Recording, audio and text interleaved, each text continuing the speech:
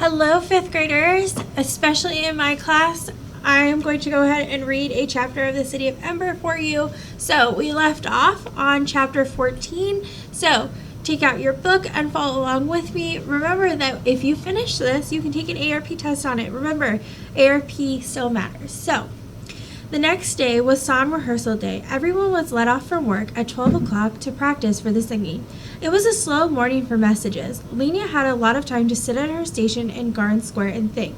She put her elbows on her knees, rested her chin in her hands, and stared down at the pavement in front of the bench, which was worn smooth by the many feet that had passed there. She thought about the mayor down in his room full of plunder, gorging on peaches and asparagus and wrapping his huge body in elegant new clothes. She thought of his great stack of light bulbs and shook her head in bewilderment. What was he thinking? If he still had light bulbs when everyone else in Ember had run out, would he enjoy sitting in his lit room while the rest of the city drowned in darkness? And when the power finally ran out for good, all his light bulbs would be useless. Possessions couldn't save him. How could he have forgotten that? He must be thinking the same way as Looper. Everything was hopeless anyhow. So he'd live it up while he could. She leaned back against the bench, stretched her legs out, and took a long breath. Very soon the guards would storm into the secret room and seize the mayor as he sat stuffing himself on stolen goods. Maybe they already had. Maybe today the stunning news would come. Mayor arrested, stealing from citizens. Maybe they'd announced it at the singing so everyone could hear it. No one came with any messages to be delivered, so after a while, Lena left her station and found a step to sit on in an alley off Aloud Street. She pulled back her hair and braided it to keep it from sliding around. Then she took from her pocket the copy of the instructions she'd made just after she sent her note to the mayor. She unfolded it and began to study it. This is what she was doing when, a little before 12 o'clock, she looked up to see Dune running toward her. He must have come straight from the pipeworks. He had a big damp patch of water on one leg of his pants. He spoke in an excited rush. "I've been looking all over for you," he said. "I found it." "Found what?" "The E. At least it looks like an E. It must be an E, though you wouldn't know it if you weren't looking for it." "You mean the rock marked with an E? In the pipeworks?" Yes, I found it." He stood breathing hard, his eyes blazing. "I'd seen it before, but I didn't think of it as an E, just a squiggle that looked like writing. There are all these rocks that look like they're covered with writing." "Which rocks?" "Where is it?" Lena was on her street now, bouncing. Lena was on her feet now, bouncing with excitement. "Down at the west end of the river, near where it goes into the great hole in the pipeworks wall." He paused, trying to catch his breath. "And listen," he said, "we could go there right now." "Right now?" "Yes, because of rehearsals. Everyone's going home, so the pipeworks will be closed and empty. But if it's closed, how will we get in?" Grinning, Doom produced a large key from his pocket. "I ducked into the office on my way out and borrowed the spare key," he said. "Later, Lister, he's the pipeworks director, was in the bathroom practicing his singing. He won't miss the key today and tomorrow. Everyone will be off work." He did an impatient shuffle. "So come on," he said. The town clock struck the first of its 12 noontime booms. Lena stuffed her copy of the instructions back in her pocket. "Let's go." The pipeworks was empty and silent. Lena and June went up the hallway past the rows of boots and the slickers hanging on their hooks. They didn't take any of those for themselves. This was not a pipeworks tunnel they were about to enter, they were sure. It wouldn't be dripping with water or lined with spurting pipes. They went down the long stairway and out into the main tunnel where the river thundered alongside the path, its dark surface strewn with flecks of light. Dune led the way along the river's edge. As they neared the west end, Lena saw the rock outcroppings Dune had described to her. They were strange, bulging shapes, creased with lines like the faces of the very old. Now, far beyond, Lena could see the place where the river disappeared into a great hole in the pipeworks wall. Dune kneeled down beside a clump of stones. He ran a finger over their convoluted surface. "Look here," he said. Lena stooped down and peered at the deeply carved lines. It was hard to see the E at first because it was surrounded by such a tangle of other lines, and because she was expecting it to be an E drawn with straight strokes. But once she saw it, an E drawn with curvy lines, a script E, she was sure it had been carved on purpose. It was centered on its stone, and its lines were deep and even. So from here, we should look down at the river, said Dune. That's what the instructions said, down riverbank to ledge. He lay on his stomach next to the rock and inched forward until his head hung over the edge of the path. Lenia watched him anxiously. His elbows stuck up on either side of them, and his head, bent down, was nearly invisible. He stayed that way for long seconds. Then he shouted, "Yes, I see something," and scrambled to his feet again. "You do it," he said. "Look at the riverbank right below us." Lenia did as he had. She lay down and pulled herself forward until her head was over the edge. 8 feet or so below, she saw the black water churning by. She tucked her chin in and looked at the riverbank. It was a sheer rock wall, straight up and down and slick with spray, and at first, that was all she saw.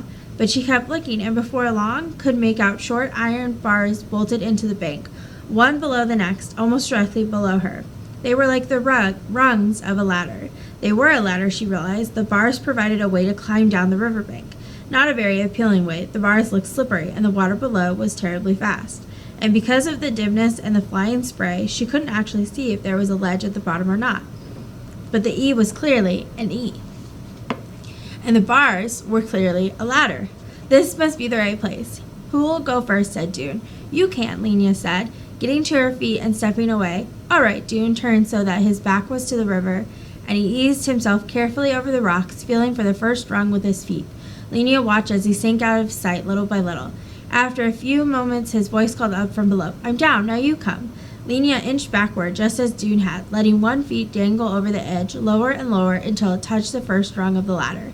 She shifted her weight to that foot, clinging with cold fingers to a ridge in the rock, and lowered herself slowly until she was standing on the rung with both feet. Her heart was beating so fast she was afraid it would shake her fingers loose from the grip. Now she had to move downward. She felt for the next rung with her foot, found it, and let herself down. It would have been easy if it hadn't been for the river waiting below to swallow her.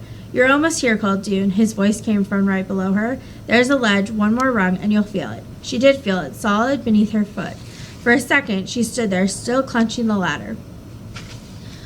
The surging water was only inches below her now. "Don't think about it," she told herself. She moved sideways 2 steps to stand next to Dune, and there in front of them was a rectangular space carved out of the river wall, rather like the entryway of a building.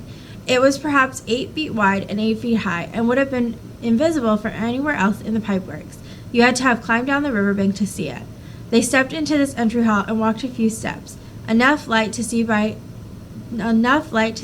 came from the tunnel behind them. Lenia stopped. "There's a door," she said.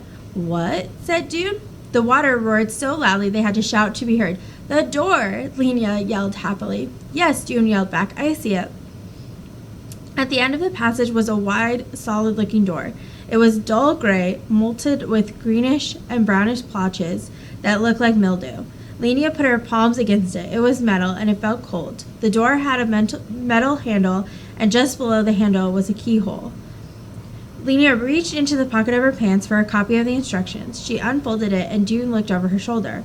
Together they squinted at the paper in the dim light from the main tunnel. "This is the part right here," she said, pointing. "Number 3. Addy down Iver Nick 2 edge appro 8 low. Number 4. Axe to the water. Find door a bow kier. Key hind small steel pan that the right. Ream e opened do." Lenia ran her finger along number 3. "This must say something down riverbank to ledge approximately 8 feet below. That's what we've just done. Then 4 is something about backs to the water, find door something. And then key hind, that must be key behind. And then there's a small steel pan. Do you see a small steel pan?" Dune was still standing, studying the paper. "It says right. We should look to the right of the door." And quite easily they found it. It wasn't a pan at all, but a small square of steel embedded in the wall.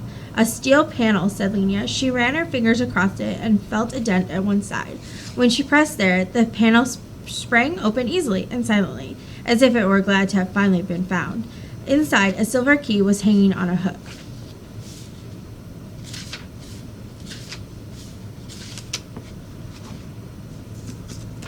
One second.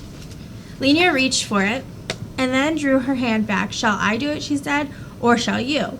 You do it, said June. So she took the key from its hook and put it in the keyhole. She turned it and felt a click. She grasped the door handle and pushed, but nothing happened. She pushed harder. It won't budge, she said. Maybe it opens outward, said June. Lenia pulled. The door still didn't move it. It has to open, she said. We unlocked it. She pulled and pushed and hauled her on the handle. And the door moved, not inward or outward, but sideways. Oh, this is how it goes, cried Lenia. She pulled the handle to the left, and with a deep rasping sound, the door slid away into a slot in the wall. Behind it was a space of utter darkness. They stared. Lenia had expected to see something when the door opened. She had thought there would be a light behind it and a path or road. Shall we go in? Said Lenia. June nodded. Lenia stepped across the threshold. The air had a dank, stuffy smell. She turned to the right and put her right hand against the wall. It was smooth and flat. The floor, too, was smooth. There might be a light switch, she said. She patted the wall just inside the door from the floor as high as she could reach, but found nothing. June turned left and felt on the other side, with the same result. Nothing, he said. Very slowly, keeping a hand to the wall and tapping the floor cautiously with their feet before every step, Lenia made their way in opposite directions. Each of them then soon came to a corner and turned again. Now they were going deeper into the dark. They both had the same thought. Is the way out of Ember a long, dark tunnel? Must we go mile after mile in absolute darkness? But suddenly Lenia gave a yelp of surprise. Something's here on the floor, she said. Her foot had banged against a hard object. She knelt down and touched it cautiously with her hands. It was a metal cube about a foot square. It's a box, I think. 2 boxes, she added as she explored further. June took a step toward her in the darkness, and his knees banged into a hard edge. There's something else here, too, he said. Not a box. He ran his hands along it. It's big and has a curved edge. The boxes are small enough to lift, said Lenia. Let's take them out where it's lighter and see what they are. Come and help. June made his way to Lenia and picked up one of the boxes. They walked back through the door and set the boxes down a few feet from the river's edge. They were made of dark green metal and had gray metal handles on top and a kind of latch on the side. The latches opened easily. Lenia and June raised the hinged lids and looked inside. What they saw puzzled and disappointed them. Lenia's box was full of smooth white rods, each about 10 inches long. At the end of each one, a little bit of string poked out. In June's box were dozens of small packets wrapped in a slippery material. He opened one and found a lot of short wooden sticks, each with a blue blob on the end. Both boxes had a label on the inside of the lid. The label on Lenia's box said candles. The label on June's said matches, and under it was a white inch-wide strip of some kind of rough, pebbly material. What does candles mean? Lenia said, puzzled. She took out one of the white rods. It felt slick, almost greasy. And what does matches mean? Said June. Matches what? He took one of the small sticks in its pocket. The blue stuff on the end was not wood. Could it be something to write with, like a pencil? Maybe it writes blue. But what's the point of a whole box of tiny pencils? Asked Lenia. I don't understand. June frowned at the little blue-tipped stick. I don't see what else it could be, he said finally. I'll try writing something with it. On what? June looked around. The floor was too damp from the spray of the river to write on. I could try it on the instructions, he said. Lenia handed them to him. Carefully, he rubbed the blue end of the stick along the edge of the paper. It didn't leave a mark. He rubbed it along his arm. No mark there either. Try this white stuff, Lenia said, pointing to the white strip inside the lid of the box. He scraped the blue tip across the rough surface. Instantly, the end of the stick burst into flame. June cried out and flung the stick away. It landed on the floor a few feet away, where it burned brightly for a moment and then sputtered out. They stared at each other, their mouths open in astonishment. There was a strange, sharp smell in the air that smarted in their noses. It makes fire, said June, and light. Let me try one, said Lenia. She took a stick from the box and ran it across the rough strip. It blazed up fiercely, but she managed to hold onto it for a moment. Then she felt the heat on her fingers and let go, and the flaming stick dropped over the ledge and into the river. 5 fire sticks, said June. Are they what saves Ember? I don't see how they could be, said Lenia. They're so small. They go out too fast, she shivered. This was not turning out the way she thought it would. She held up one of the white things. Anyway, what are these for? Dune shook his head in bewilderment. Maybe a candle is a kind of handle, he said. Maybe you tie the stick on it with the string, and then you can hold it longer while it burns. But it would still go out just as fast, Lena said. Yes, said Dune, but it's all I could think of. Let's try it. With a great deal of effort, they looped the string of a rod around one of the sticks. Lena held the rod while Dune scraped the blue tip into flame. They watched the stick flare brightly, making shadows jump up behind them. The wood turned black. The charred fire stick crumbled and dropped to the ground, but the light didn't go out. The string itself had caught fire.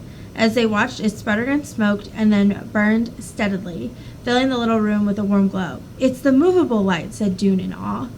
All Lena's excitement flooded back. And now, she said, we can go back into the room and see what's there.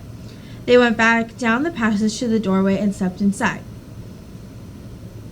Lena held the movable light at arm's length before her. In its flickering glow, they saw something made of silvery metal. They walked slowly around it, examining it. It was long and low, filling up the center of the room. One end of it came to a point. The other end was flat. Across the open middle stretched 2 metal strips. 4 stout ropes were attached to the outside, one at each end and one on each side. And the floor of the thing were 2 poles, each flattened at one end. Look, said Lena, there's a word on its side. They sputtered at the pointed end and held the flame near the word. It said in square black letters, boat. Boat, repeated Dune. What does that mean? I don't know, said Lena, and here's another word on the poles. Paddles. The only paddle I know is the one Mrs. Polster used on kids who misbehave in school. Once again, she took her copy of the instructions from her packet and consulted it. Holding in the light of the flame, look, she said, right here. Oat must be boat. Number 5. Oat stocked with neck, youp, and back, oint, s, eat. And the next part must say, stocked with necessary equipment, said Dune. And that must be what's in the boxes. Then there's this. Lena ran her finger along the next line. Number 6. You see ops low ter, head downst, use pa ab chicks and assist over rap. This word must be rope, she said, then lower, and then would this word be downstairs? Maybe it says head downstairs. That doesn't make sense, said Dune. There aren't any stairs except the ones that go up. He frowned at the word, and then he looked at the short, sharp breath. Downstream, he said. The word must be downstream. It must say something like, use the ropes to lower the boat and head downstream. He looked up at Lena and spoke in a voice full of wonder. The boat goes on the water. It's something to ride in. They stared at each other in the flickering light, realizing what this meant.